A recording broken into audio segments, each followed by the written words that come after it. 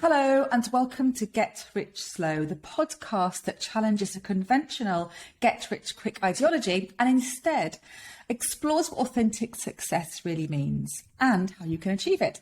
I'm Hannah Martin, I'm the founder of Talent Ladies Club, and I'm joined today by Sapna Pieroux for an episode. Sorry, did I say your name wrong? I've only ever said your first name, so I've never.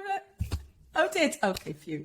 Anyway, Sapna Pieroux for an episode for Breast Cancer Awareness Month. Now, Sapna is a multi-award winning brand consultant, designer, author and speaker, and in August this year was diagnosed with stage 1 breast cancer. Hi, Sapna. How are you doing? I'm good. I'm delighted to talk to you. Obviously, I'd far rather not be talking to you about this topic related to you. But I am really happy to talk to you. Before we get into any questions, I want to ask you the question that I ask all my guests, and that is, what does success mean to you? Well, it's interesting. I think success has always meant to me being able to enjoy life how you want to do it, like to design your life the way you want it to be and to live your life the way you want it to be. And for me, that meant building a business around my children so that I could be a present mother to them, to have that, flexibility to be able to call the shots on what my time is, to be able to do work that is valuable to others and serve others and change lives and businesses as a result of what I do, which I know that happens. And to get paid nicely for it. So I think I've got those, it's that ikigai thing of like doing something that the world needs, doing something you love, getting paid for it. But it's always been around, is this right for my family, actually? And will it give me the freedom to be the mother that I want, the wife I want? And certainly since the diagnosis, we've been acutely aware and grateful for the fact that both me and my husband run our own businesses, and it's given us the freedom to be able to, for him to take me to appointments and, not have to ask for time off and not be beholden to anyone else. So I think that is true freedom. Which Thank you. Absolutely. And it's really funny, like I say, I ask everyone this, and pretty much everyone's answer is a variation of that. And it's more about time freedom and freedom of decision making than it is about this new handbag I'm wearing or whatever. It's far more about the life we live and the material possessions that we have, which is interesting and perhaps not surprising. Maybe it's just the people you hang out with, Hannah. Maybe it's that. Maybe I just pick the right people, probably, perhaps. So obviously we're here talking, and I want this to talk about, actually a connection what you've just talked about success and about how cancer has come into your life, and then how the life you have built has enabled you to deal with this, and also how you are dealing with it and how it's impacted you as well. So there's also the physical side of it, but there's also cancer and your relationships and your business and your kind of feelings as a person. But so if we can kind of go back to the diagnosis. So how did you find out you had cancer? How was it diagnosed? What did you find? I mean, this is a question that so many of my friends have asked, because I think none of us know what we're looking for. We get told that we're meant to check our breasts. And my best friend died of cancer, breast cancer, back in 2008. She was only 38 at the time. And it was stage 4 when it was diagnosed, because the doctors, actually, her male doctor, I'm not saying all male doctors are the same, but at the time he said, women your age don't get cancer. She was 36 and breastfeeding, and he said it was a blocked milk duct. So I've been paranoid about breast cancer, ironically, ever since that. And so they do say check monthly. I was checking virtually daily. And so the irony, isn't it? But I would, when I was putting on body lotion, would just apply a firmer pressure to my breasts when I was, and almost do a check whilst I was putting body lotion on. So I was very familiar with how my boobs felt. And then one day I was putting it on and I thought, I'm firming up, because I've been working out loads, right? We got Peloton over lockdown. I was working out every day. Ironically, finally got a body that I was really proud of in my 50s. And, so got the Peloton for my 50th. And then I thought, oh gosh, I'm firming up. And then I thought, no, you silly girl. Like in my head, this all happened in seconds. But I felt the other side and it felt different. And I thought, no, you can't firm your boobs up with working out. No matter how much working out you do, your boobs, it's your chest muscles underneath that firm up. So I suddenly thought something's wrong. And I went and, sort of, but it wasn't a lump. I didn't feel a lump. I felt a slight thickening, a slight different texture to my skin. And as I say, it's almost like a tense muscle and a relaxed muscle. It was that difference. And it was an area about 3 fingers by 3/4 of the size of my palm, 3 fingers wide. So it was a much bigger area than the actual lump that they did find in the end. Interesting. It is lucky that you discovered it, that you are so breast aware, because you say, like, we all know the classic things like finding a lump. And I do know from looking at sort of breast cancer kind of advocates that they do talk about puckering of the skin and inverted nipple. There are other signs, but most commonly that's the thing we do. And actually, I don't know, I'm kind of trying to, like, not to kind of, as you're talking, I think I should be touching mine and feeling them right now. So it's really good that you were so breast aware. What happened then? What was the next step? So you sort of realised that it was an unusual change. What did you do next? And so I made an, well, the funny thing is that I actually had when you get to 50, you should get a letter through the post from the NHS saying book your mammogram. And I hadn't booked my 50th birthday mammogram because we were in lockdown. And so I just kind of completely missed that year. And then I got another letter the following year. And it's like, you book your mammogram. And so I did. And I had the appointment booked August the 18th. Now I found this at the end of July, I think I found it. And I said, no, I've got a booking done anyway, or maybe it was the beginning of July. And it was several weeks away. And my husband went, no, go and get it checked out sooner. And so I made an appointment with the GP. And actually, there's a lady I connected with on Facebook, Helen Bullen. She won't mind me saying her name because she wrote a book about it as well. And I'd been connected with her through my publisher, Lucy McCarraher. And she said, connect with Helen because she's been through it and she writes about it. And I've been following a bit of Helen's story. And Helen and I connected and she went, no, don't wait. Don't wait till the appointment. Go now. She went, make the appointment and come back to me when you've done the appointment. I want to know when you've made your appointment. So she was holding me accountable. So I made the appointment sooner and we went, and literally that day they mammogrammed me, they ultrasounded me, they found it, and I got told that I had a 1 in 50 chance that I did not have cancer. And so that was kind of I thought I was just going in for a mammogram, and actually all of that happened in one session. And how did you feel? I mean, it's great that it happened so fast, but when they said that to you, there's a 1 in 50 chance of you not having cancer, so a 49 out of 50 chance that it is cancer. How did you feel in that moment? It was kind of, it all happened so fast, I was a bit like stunned, and I just said, shit. That's literally all I said. And I didn't cry, I was just stunned. And then, of course, we had to go back home and pick up our boys because I'd left them with a friend while we went for the appointment, and I'd pick them up, and we knew that we were going to tell our children because we discussed this previously. We knew somebody that had been through it and kept it from her children who were the same age as my little one. He's 10 now. This was like they were 8 at the time. And I sort of said, I don't know how I could hide that actually from our kids. So I they're pretty savvy boys, and I think they'd notice if we were slipping off to appointments all the time, and then if I went through chemo and lost my hair or whatever. So we sat down even when we didn't know, because we wanted to take them on the journey with us. And we said, look, we've got a bit of bad news. Can we sit down? I put an arm around one of them, and Andy put an arm around the other, because I had one side that was very painful from the biopsies. And said, we told them, Mummy found a lump. We went and got it checked by the doctor. We've got a 1 in 50 chance that it's not cancer. And my little one had actually said, is the bad news that we're not moving house? Because he didn't want us to move house. We went, no, sweetheart, we're still moving house, but this is the news. And my 12-year-old was like really stunned, because his first experience of cancer was one of his favourite YouTubers, a guy called Technoblade, who died 2 or 3 months previously. And this kid had got it and died at 23. Somebody that he followed on YouTube getting it and then dying. So my 12-year-old, his only experience of cancer had been watching this YouTuber who then got cancer, Technoblade, and then died. And he was really upset about it at the time. So to hear the word cancer again coming from his mummy was, he was kind of in some shock as well.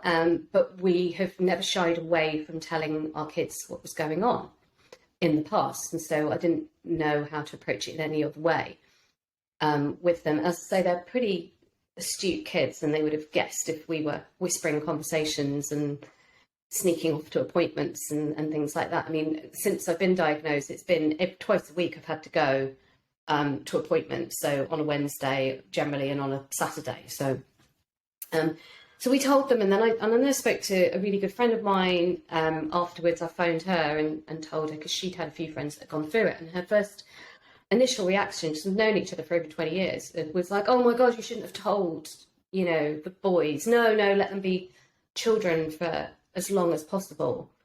And I thought, with this other mum that I knew that went through it and didn't tell her kids, and then my friend who I really love and respect, and she's an amazing mum as well.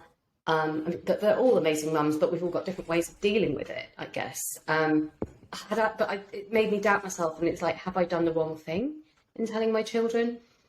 And then when I spoke to the oncologist about it, he said, no, you've done exactly the right thing, because kids pick up on vibes, on atmospheres, on whispered conversations, on, and quite often their imaginations are often quite worse than the truth.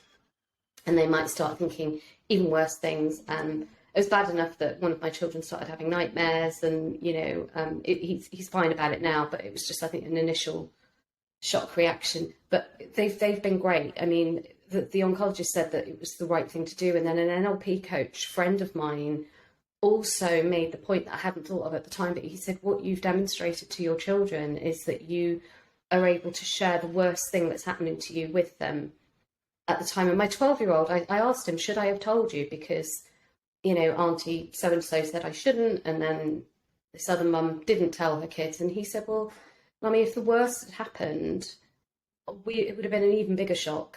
And also we'd have felt that you didn't trust us. And the NLP coach said that you've shown them that you trust them with your biggest news, the worst thing that's happened to you. You've modelled that they can do the same to you. Like if they have bad news, or they have stuff that's happening in their lives that's difficult to talk about, that they can come to you. And I'd never thought about it in that way. But that was really powerful for me. So for us as a family, it was right that we shared it with our kids, although that's not. Also, it gives them permission to come to you, because if you hadn't told them, and as you say, kids, they're living in the same house as you, they're going to see that, especially if you lose your hair, there's something wrong. You're going for operations, and you haven't told them, and they have got worries. They feel they can't ask you about those worries, and then they're going to internalise them. Whereas if you've been completely open with them, and there's no fear about them coming to you and saying, Mum, I'm worried about this, because it's an open conversation. So, certainly as this journey has progressed, I've realised more and more that when one person in the family gets cancer, it's not one person, we all get it. We all get it because it affects what we can do as a family. It affects the fact that my children can't give me a massive hug at the moment because, I had a mastectomy and I've been cut from hip to hip for the fat transplant to rebuild my boobs. So I'm kind of pretty sore on my torso. And my little one's a hugger, and he loves clambering on top of me onto the sofa for cuddles. And it's got to be like, no, Leon, you've got to be gentle with Mummy. Now, I couldn't, he needs to know why he's got to be gentle with Mummy. I can't just stop giving him hugs or hugs, So, he gives me gentle hugs, but, he's like, Mummy, I can't wait until I can squeeze you tight again. Oh. Bless him. Talking about family, you're British Asian, and this is something that, we've spoken about before we were talking about doing this podcast, about the cultural differences and how that affects cancer. And I know from people that I've followed on social media telling their stories, people within the Asian community have said that, there's a lot of late diagnosis, or more so perhaps in their community, because people aren't talking about it as much, or afraid to go, aren't aware of some of the symptoms, maybe because the conversations aren't open, and then afraid to go and get help because they don't want, and it's understandable. Like, we find something, we've all been in that situation whereby if we go and then speak to someone and they diagnose it, it's real. Versus if we haven't had it diagnosed, it might not be anything, and we can kind of live with that, perhaps that doubt. I'm still thinking that it's not real, it's not happening, to me. I'm still in shock despite the surgery and everything. So I completely get that. Yes, you're right. I mean, I think it's bigger than just that's part of the reason that I went on social about it, and I went public with my diagnosis. In my family, you know, from an Asian background, everything's always been swept under the carpet. We don't wash our dirty linen in public. We don't talk about the bad things in life. And I've always been a bit of a rebel anyway. And I'm just sort of like, just let's get it out there, and you know, just let's talk about it. I'm not in a doom and gloom way, but more it comes from me from a point of education and awareness. We've got a lot of educators in our family, and that streak in me, I think, has always been quite strong. But my oncologist actually said that breast cancer is a very affluent disease, and I was like, oh my god, like what does he mean by that? And I thought, oh my god, is it because I drink a little bit too much wine? Was that what brought it on? Because I eat healthily, I exercise daily, I'm really fit and healthy. I've got no underlying health conditions, no medications until this has come along. So I thought, if the only thing could be the wine. And he went, no, it's nothing to do with wine, it's to do with education. It's to do with more educated women who tend to be more affluent, will check themselves more, if they find something, will look after themselves better. If they find something, they will go to the doctor about it, and therefore it's getting diagnosed. So women who are less affluent, I took from that, are probably, less aware of it, don't know what to check for. If they do find something, they're more scared, they don't want to go to the doctor. And then I'm thinking maybe they're in lower paid jobs, and maybe they don't want to lose, pay or lose the hours working. So that's that. And then certainly from to go back to the Asian community, my friend Carlene actually also had breast cancer about 1.5 years ago. And I had a conversation with her about it, and she's from the Black community. Now, we can't speak for all Asian community and all Black community, but from our experiences, she agreed that there's a lack of talking about this amongst the more ethnic communities, because she pointed out, and I hadn't thought about it, it's a sexualization of these body parts that make it, we have to be, certainly in the Asian community, more discreet, more modest. You don't say the word breast. So if you can't say those words, how can you go to your doctor and actually tell them that you suspect you've been touching yourself, and found something, and then you have to go and maybe it's a male doctor, maybe there's something there as well. Somebody posted under one of my posts on LinkedIn that she had gone through the whole process, and it was a lady from the Black community, and she felt ashamed through her breast cancer journey, but then found the strength only 2 days ago to post about it. And now she's kind of gone a warrior about it, and, I'm going to kick cancer's ass, which is brilliant. But the fact that these words like shame are coming into the equation as well is really, really sad. And women, there's nothing. I've not done anything to deserve this. It's not a plague from anywhere sent because to punish me. There's nothing to be ashamed of. 1 in 2 of us are meant to be getting cancer in our lifetime, so it's something that we need to be more aware of. And catching it early is going to increase my chances of survival. My best friend didn't find it until she was stage 4, and she didn't make it. So that's really, really important to me that people catch it early. Definitely. And I wanted to talk about, you just mentioned there about, there's no kind of plague happened to you. And I know, because we've talked about this, otherwise it's not a question I would ask you. And I know that, so you looked after your health, which would minimise some of the contributory factors potentially towards getting illnesses and diseases like cancer. Obviously there's genetics as well, but there is a reason why you think that maybe that this might have come about, isn't there? Yeah. Well, there was no cancer in my family at all in my bloodline. On my mum's side and on my dad's side, 0 cancer. So there's genetics, there's also lifestyle indicators like smoking, obviously, and obesity and things like that can cause and excessive drinking. But none of those things for me. I genuinely believe that about 12 to 18 months ago, I went through a very stressful time in my business. It was about 18 months ago. And we talked around that time as well, Hannah, because I was looking for answers and I didn't know what was going on after this thing had happened. And it was just 6 months of sustained stress in my business. And after that was over, I lost the passion for my business. I lost my mojo. I couldn't get it back. I didn't know if I needed, I actually said at the time, I don't know if I need a doctor. I did, if I need a psychiatrist, a psychologist, a business coach, or a life coach. But I'd lost my mojo and I never felt the same person since. I genuinely believe now, looking back, that that was the beginning of when things started to change inside me. And I'm not saying I got cancer then, but I'm saying that there were changes that happened in my body. My oncologist said that we are all making cancers all the time. All our bodies, right from birth, are creating cancers all the time. But your natural immunity system and a healthy immunity system will fight them off. And it's only as you get older and these things, your body starts to be able to fight these things off less, that these cancers start to emerge. And I think that period of sustained stress was when my body lost a little bit of its immunity, and that's what's caused it. I genuinely believe that. And how, I mean, obviously, and I remember talking to you at that time, and I think what really struck me at the time is things that had happened that had made you question the values that you held dear, and then people reacted or responded in a way that went against those values, and then you felt a lack of control.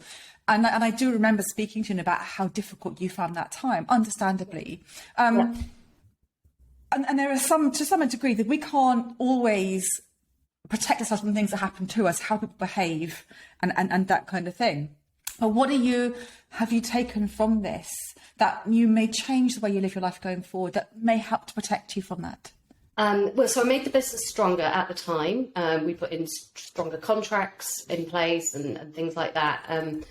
Outsourcing, obviously, was another thing. So not get stressed out, but actually leave it to somebody else to deal with that, and let them chase up. It was a debtor, and you know, there were a couple of things going on, but somebody who owed me quite a bit of money, and so to outsource, and also to actually just step away. Sometimes you've got to think, and certainly I've learned that most recently, because I've stepped away from somebody who should have been a close person in my family, and weren't supportive.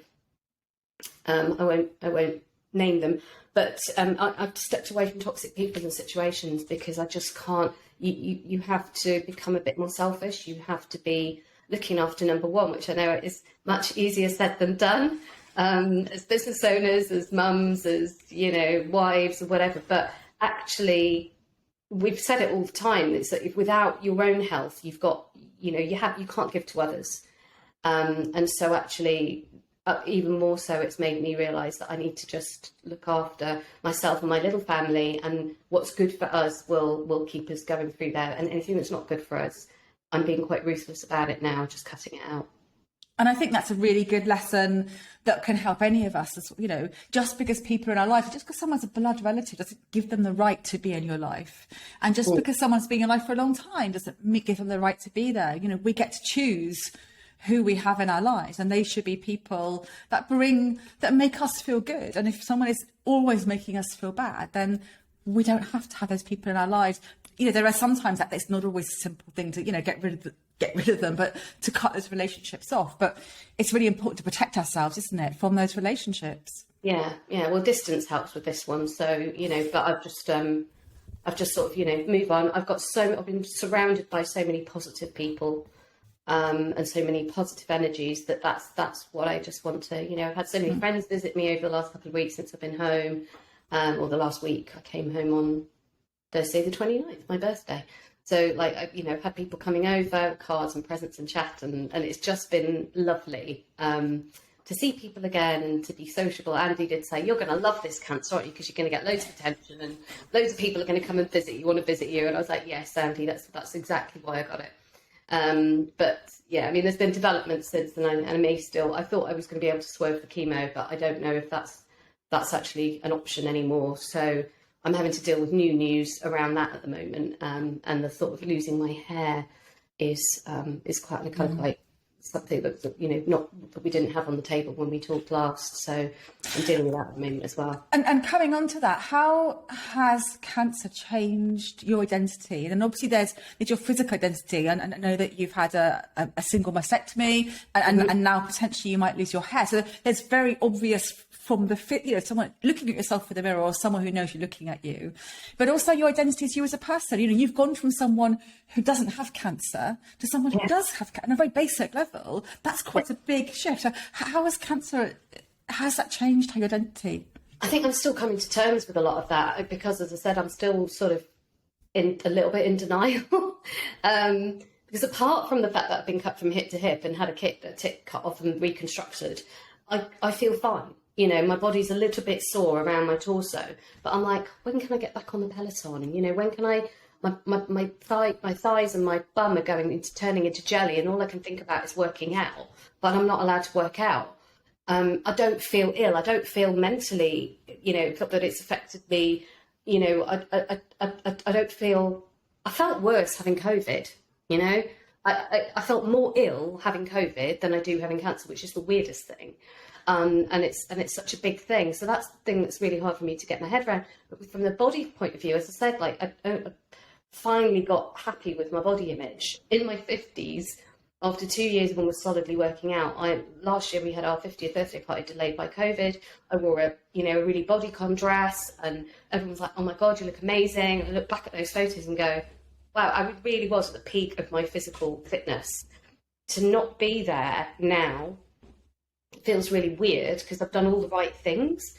And we got a full length mirror in our bedroom. And when I came home, I just said to my husband, "Could you just turn that round? Because I don't want to see myself at all, like getting out of bed or whatever. I can't sit." And then he helped me shower and wash my hair, because I couldn't raise my hands up any higher than this at first. I can now, but at the time, you know, it was to help me and you know, help me with my dressings and stuff. And then he'd have to help me blow dry my hair and blow dry my boob because it had dressings on it to be dry before I put the bra back on. So that was a weird thing, but like he'd sit there, blow dry my you know, mastectomy, reconstructed boob.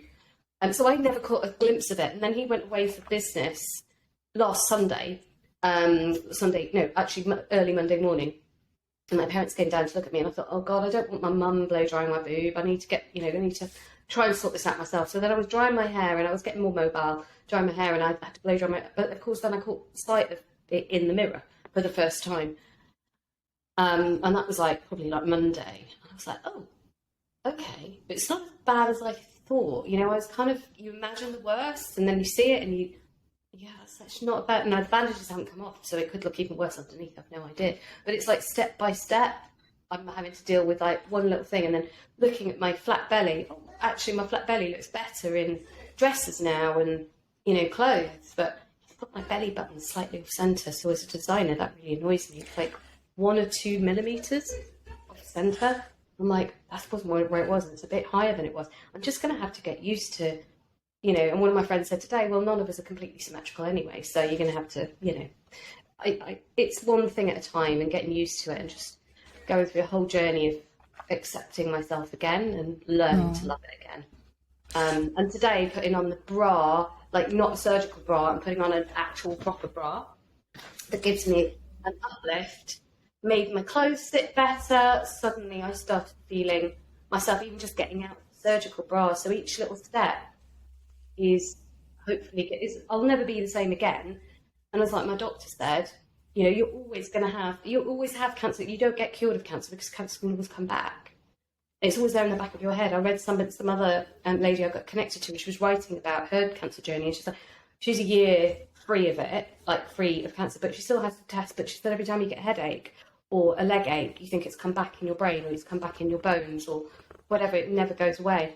And then my doctor said, you know, travel insurance, life insurance, all of those things, they're not going to insure you anymore. Like, and obviously we've got an existing provider for the health insurance, thank goodness.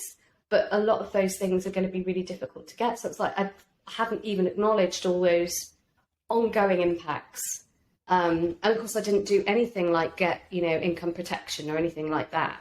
So as a self-employed person running my own business, that's really affected the business from that side of things. I'm lucky that my husband's got he's an entrepreneur, but he's got a much bigger business with like 18 employees.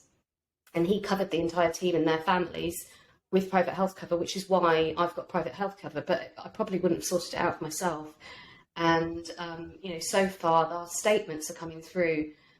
We've wrapped up about 75 grand worth of treatment already, and I haven't even started down the chemo route yet. So, I found out the other day the number one cause of bankruptcy in America is healthcare. Mm. So it's, I've been talking to a few of my friends, my entrepreneur friends, and it's just like, we've got to make sure that you've got some kind of health insurance or income protection if you can afford it. Certainly if you're running your own business. And coming on to that, how have you juggled the two? So have you made a decision that actually you want to park the business? Are you trying to run it alongside, or actually do you find that being able to have some focus in the business gives you something of you still to kind of keep your life going? So it's not all about cancer. How is that working out for you? Yeah, I mean, I'm writing about my experience, which is helping me. So that does take up quite a chunk of my time, actually. I get more tired. I just do. Like, my energy levels flag by about 2:00 most days. And I've spoken to messaged with some other cancer, sort of survivors, warriors, whatever you want to call them, but other people going through a similar sort of thing. And she said, oh yeah, I've minimised, because I was like trying to still do full days or whatever, and then getting really tired by 2:00 and then just putting myself under a blanket and watching Netflix. And she was like, no, she's like, even now, a year or two on, she's only doing 2 to 4 hours a day, and I maybe feel a bit less guilty.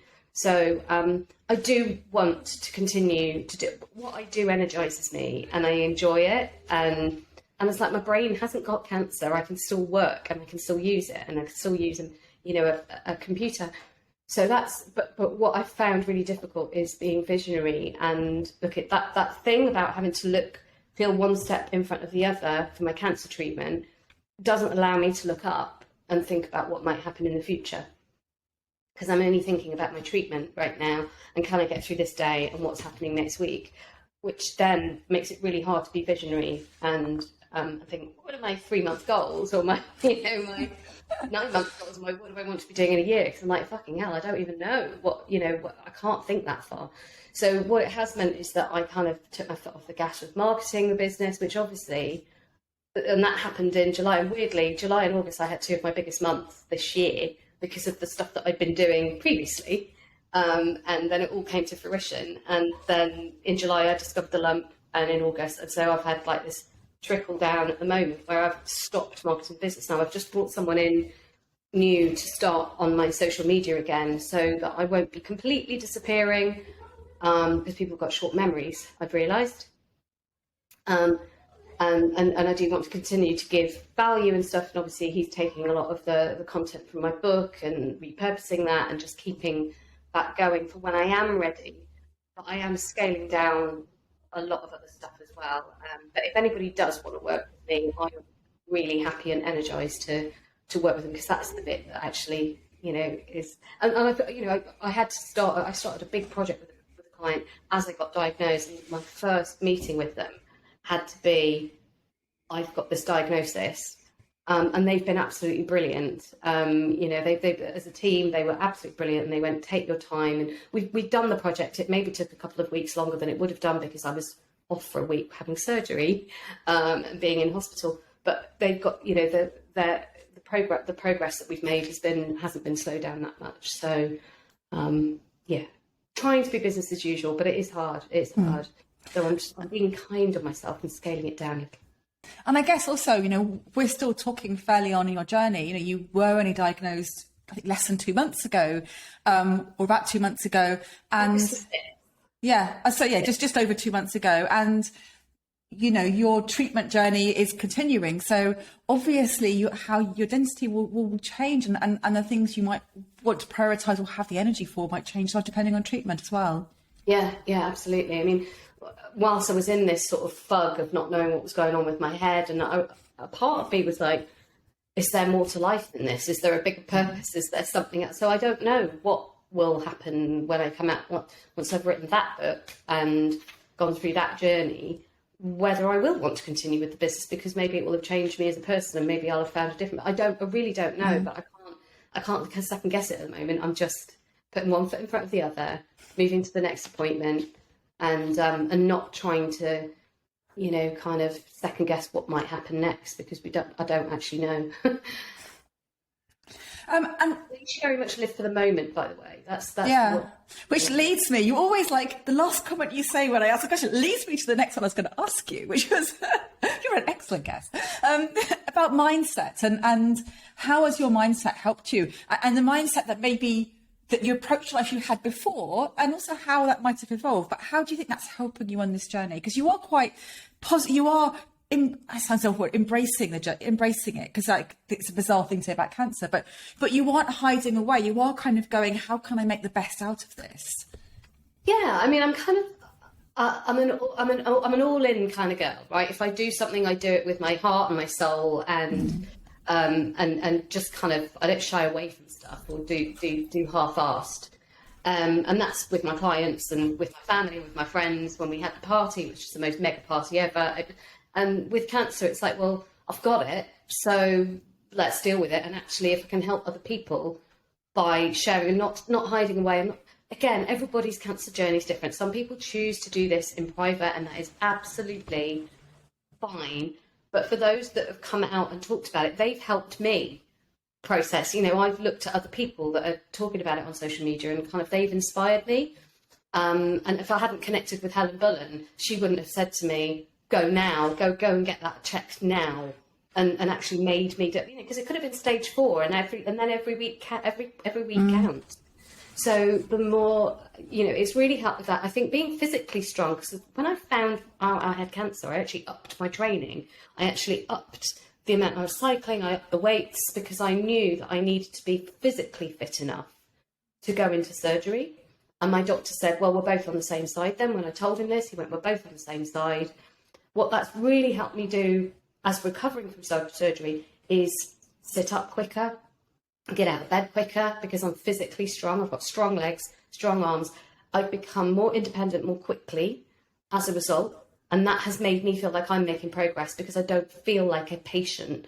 I'm, you know, hugely independent about stuff like that. And I hated the fact that, you know, I was having to have other people do stuff for me. So I think that's part of the mindset as well, as being physically strong really helped with me keeping a mental strong fitness as well. And I just think I think the two are really, really combined. And I've really noticed that now that my you know, I don't feel unhealthy. I still don't feel unhealthy. I've got cancer, this is weird, but my health is suffering, but I don't feel that I am suffering. So does that make sense?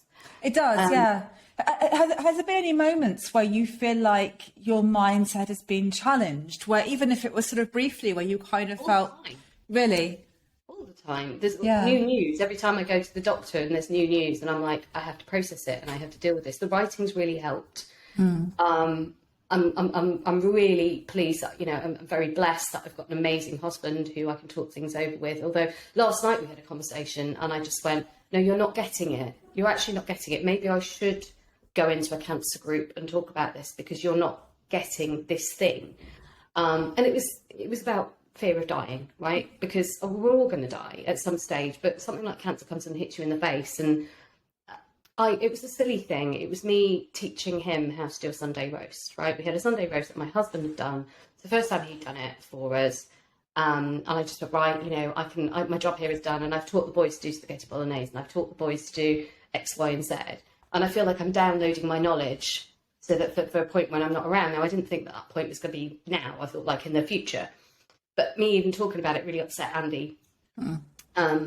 And so I thought, well, maybe I do need to talk to someone else about this, because he's not emotionally equipped to deal with the thought of losing me. I've got an early cancer. My prognosis is good, but I still have to prepare for the worst in my head. When we found out I was going to have my mastectomy, because it was only a tiny lump that was there. It was 1.6, 1.7 millimetres, despite the area that I felt on my boob.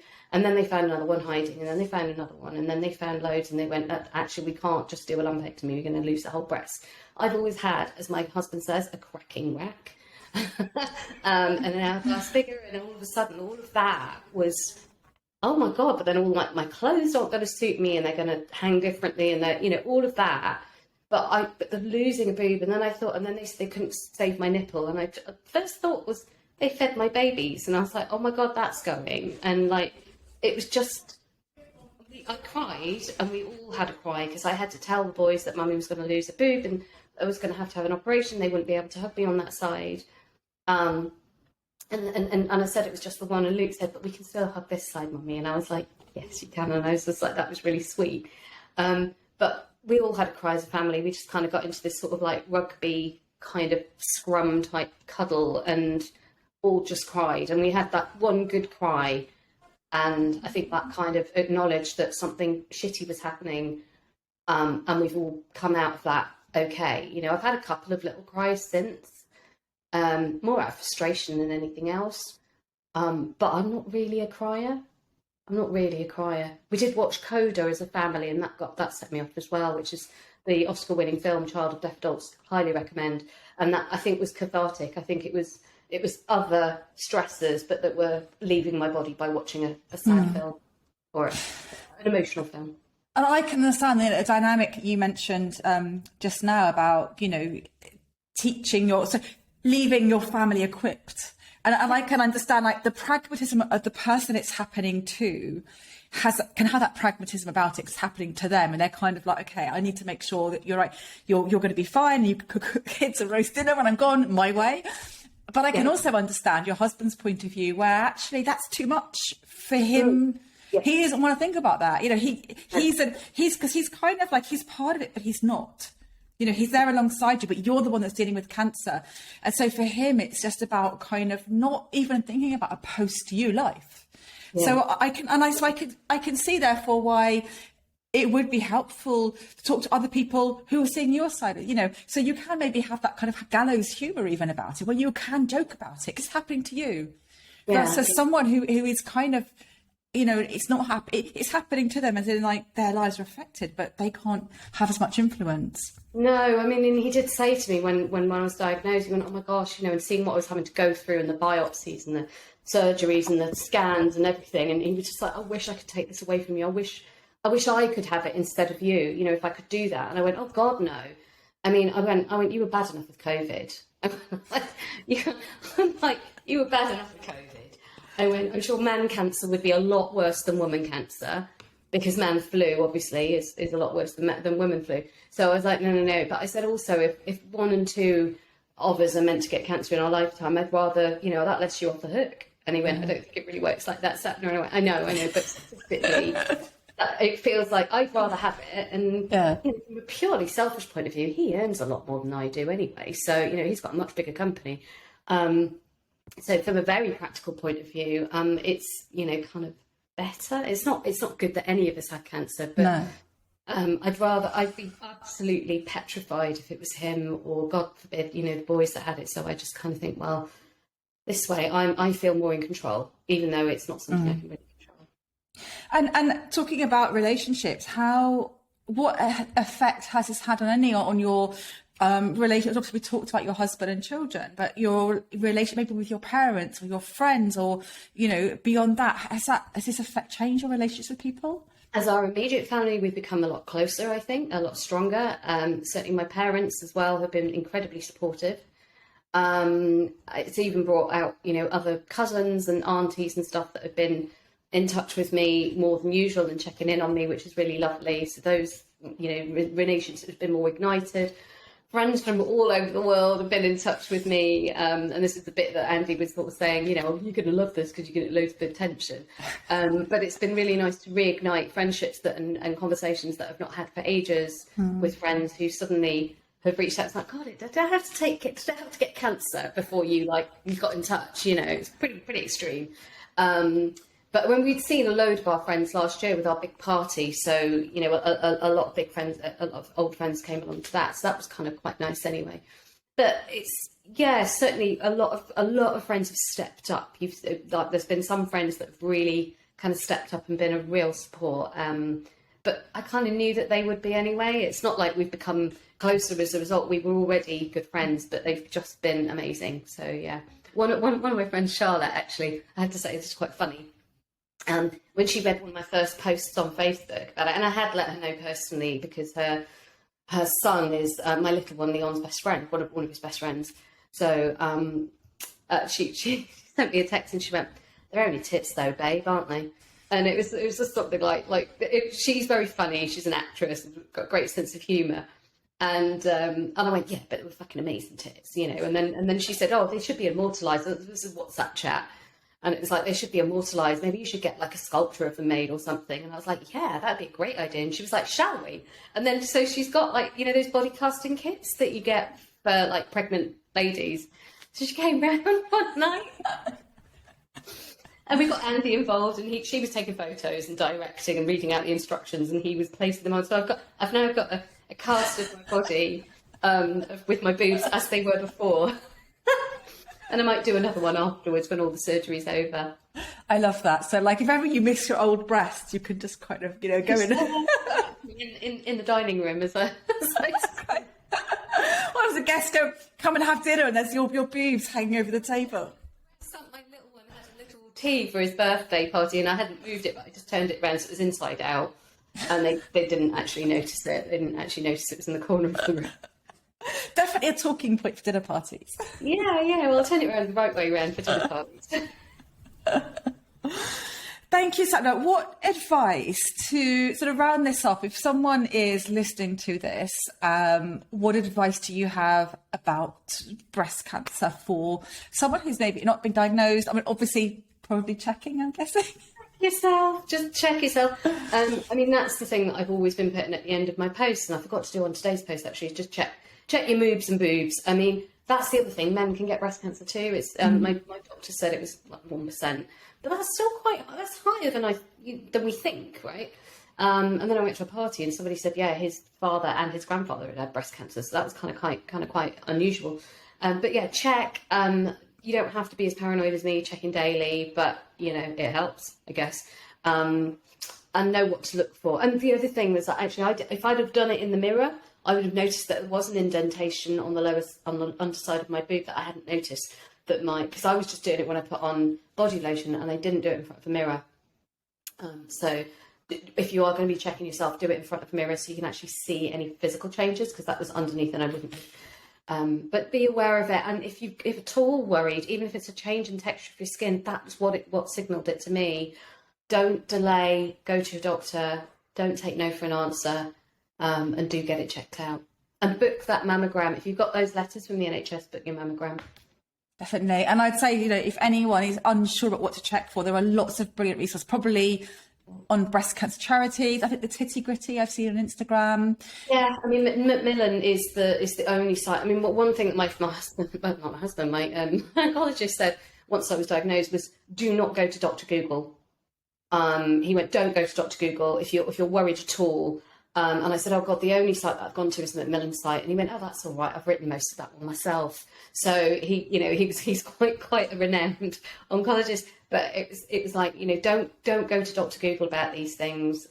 Get them professionally checked out. And the thing about breast cancer is, I think, it's one of those cancers that we can check for ourselves. We're empowered enough to do that.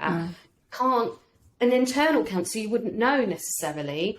You know, I've had other people come into me with stories of their bladder cancer and their, you know, kidneys or whatever, lung, and you don't necessarily know. But this one we can check and we can find it quite early. So that's something that's actually very empowering. Shouldn't be scary. It's something where you can take control of your own health. Definitely. Thank you. If anyone wants to find you, where can they go? So I'm on LinkedIn, Sapna Pieroux. I'm also, as I say, I'm sharing most of my journey on Facebook, because the long format posts aren't allowed on LinkedIn, or unless I do them in articles. But so it's mainly on Facebook. If they want to follow the journey, again, Instagram's not letting me do the longer format posts. And then just connect with me on either Facebook or LinkedIn. And I've also got, from a business point of view, if you want to join my community, it's Boss Your Brand Club on Facebook. So come in and join me there. There's a link on my Facebook page. And I will be going back to giving out brand advice at some stage very soon. Excellent. Thank you so much for sharing your story, Sapna. And I hope people find it helpful and reassuring if they're listening. I hope so too. Thank you very much for having me.